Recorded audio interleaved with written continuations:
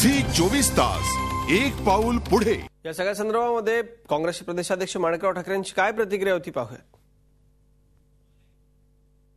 शेवटी त्यांच्या पक्षाचा प्रश्न आहे की त्यांनी काय करावं, कोणासोबत जावं, कोणासोबत नाही जावं। ते राज ठाकरेंची काही अद्याप प्रतिक्रिया आलेली नाही।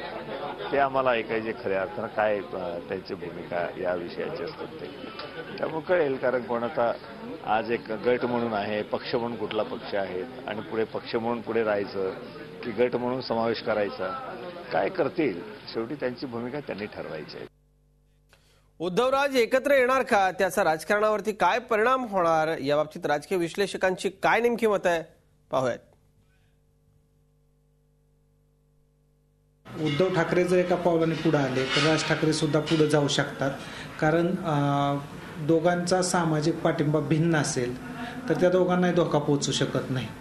परंतु बाळासाहेब ठाकरेंना मानणारा वर्ग जर मनसेला पाठिंबा देणार असेल आणि तर राज ठाकरे एक पाऊल काय दोन पावलं पुढे जातील।